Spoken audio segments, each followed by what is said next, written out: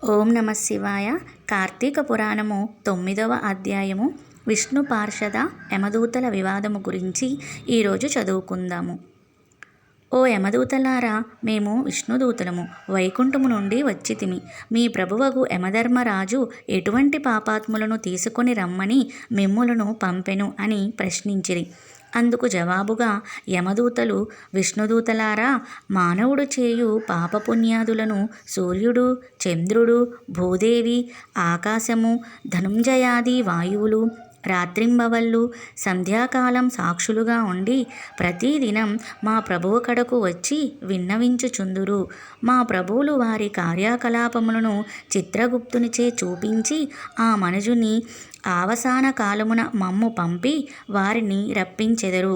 పాపులు ఎటువంటి వారో వినుడు.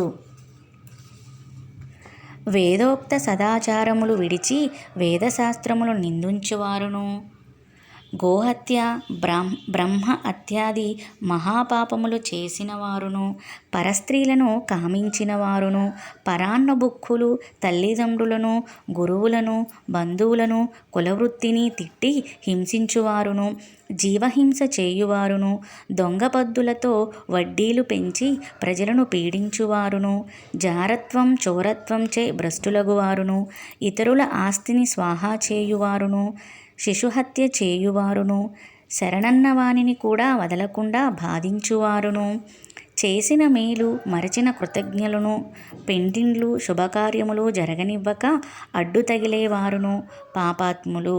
వారు మరణించగానే తన కడకు తీసుకువచ్చి నరకమందు పడద్రోసి దండింపుడని మా యమధర్మరాజు గారి ఆజ్ఞ. అది అటులుండగా ఈ అజామిలుడు బ్రాహ్మణుడై పుట్టి దురాచారములకు లోనై కులభ్రష్టుడై జీవహింసలు చేసి కామాంధుడై వావి వరసలు లేక సంచరించిన పాపాత్ముడు.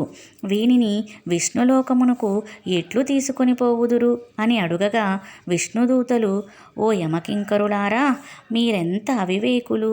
మీకు ధర్మసూక్ష్మములు తెలియవు. ధర్మసూక్ష్మములెట్టివో చెప్పెదము వినుడు.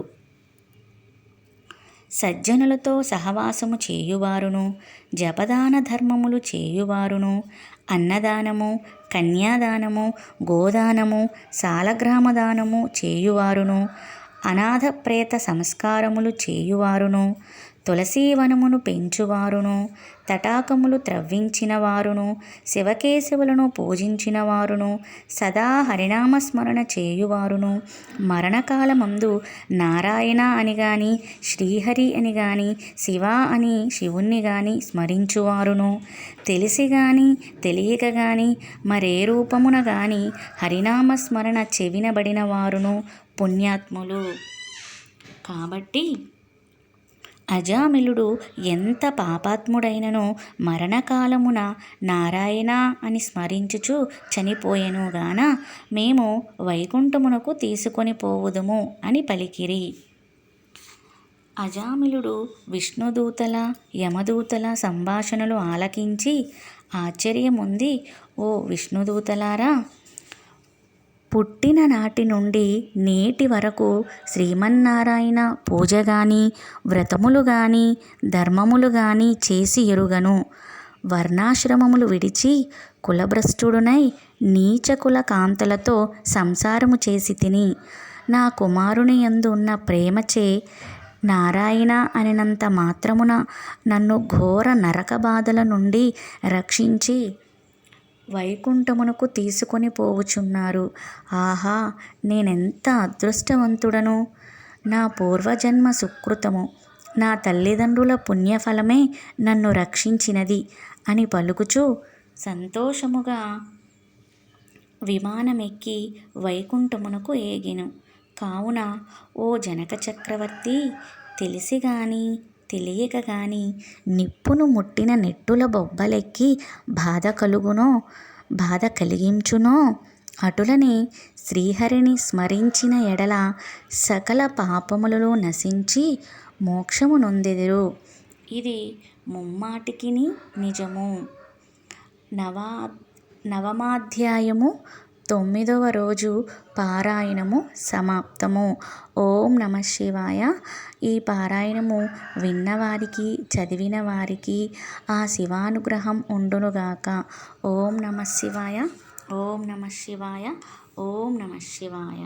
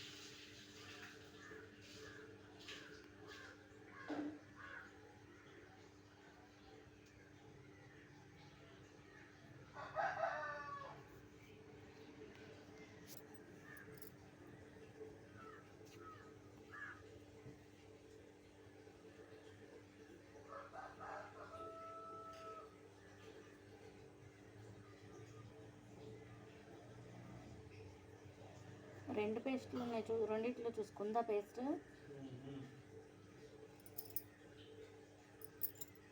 టీ పెట్టినా.